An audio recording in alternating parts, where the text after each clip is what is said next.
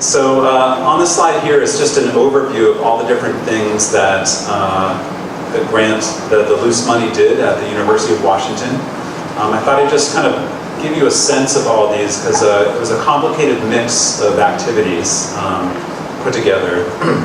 And I want to talk a bit about how I felt certain things worked well and other things not as well.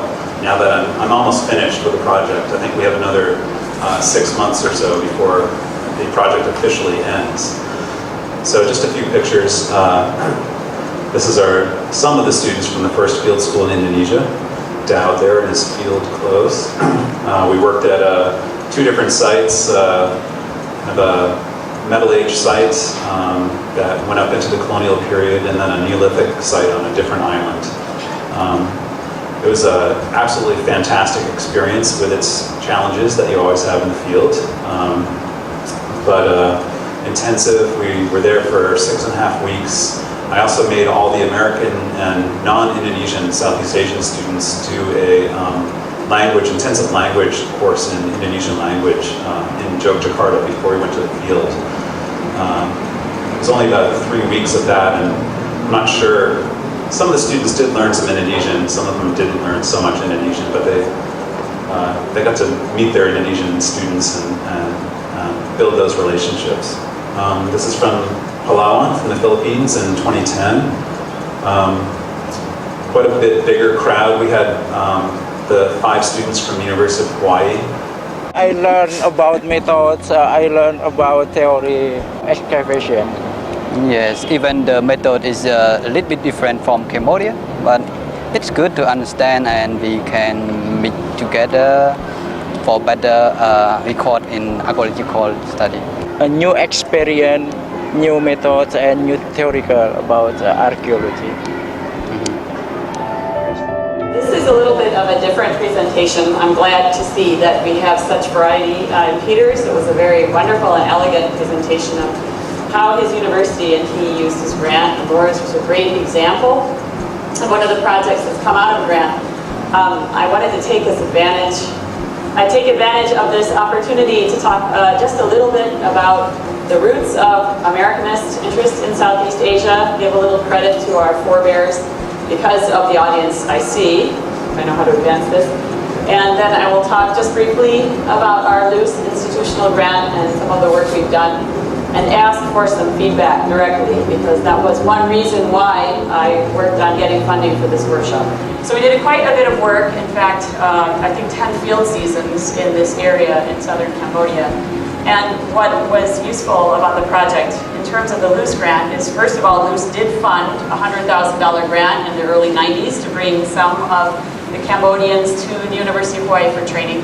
And it also inspired me to think about ways to do more training. I got funded by Luce to do a translation on a book written by Chow Ham. The title is Early Culture of Mainland Southeast Asia. Translate into from English to Khmer. It is very important that Luce provided this grant because we don't have enough document in Khmer language, so that the researcher, student as well, don't have access to read the technical document in English. A lot of document written in foreign language, like mainly English and French. So the student and researcher who do not know English and French have difficulty to research and to continue their career.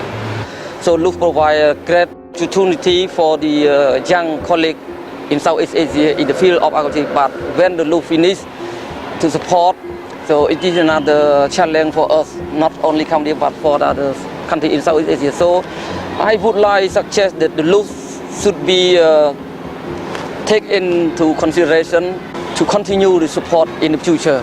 What I'm going to talk mostly about is one of our field programs that we've been doing. And I have my 2 collaborators here with me, so they're going to help me talk about the benefits of what we did in the Bakong area of the Philippines. There are so many experiences when I received the Luce grant and during my visit in Michigan. from an academic perspective, I was able to meet with Southeast Asian scholars, Carla Sinopoli, who's a good ceramicist, good archaeologist working in India, Filipino scholars who are now residing in Michigan and working at the University of Michigan. I was able to observe how they store the vessels, how to store materials, which I can apply to ASP, to my home unit. In 2008, the University of Pennsylvania Museum received a loose institutional grant for collaborative research and training in Southeast Asian archaeology. First of all, the grant enabled several multinational, multi-institutional, and multidisciplinary field seasons to take place in Laos. These seasons focused on training of local Lao cultural heritage managers, as well as some other Southeast Asian archaeologists in basic archaeology, plus a lot of supplementary disciplines such as GIS, we did database management, flotation, many skills that are required in the modern day archaeological research program. I can get experience, more experience from Dr. Joyce Wai from MMAP team, and can get experience from the international team. I mean the expert from the other country in Southeast Asia country and Europeans. That is benefit to learn different methodology, technology, collaborative training together for the archaeologists around the world together. Yeah. I have more experience on cultural difference. So how to adapt to the new environment, how to adapt to the new undergrad student in America.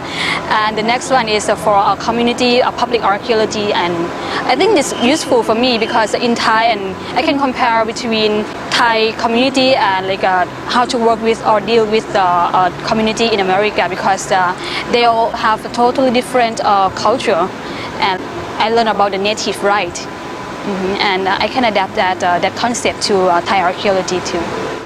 I really appreciate to have this kind of funding because it gave us an opportunity for the knowledge sharing and also build a network within the South Asian country, and also it's elevate the education and training South Asian archaeologists, and I think that is something that is very important in our region. When I think about the future of South Asian archaeology, I think that we still need a lot of higher education. We still need a lot of South Asian to study in the more higher degree, such as PhD, because our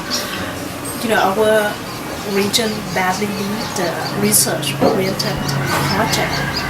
So if we have the more personnel that have the good training in terms of research, in the future we can work equally with our Westerner counterpart, and we will build up more knowledge to contribute to the world archaeology.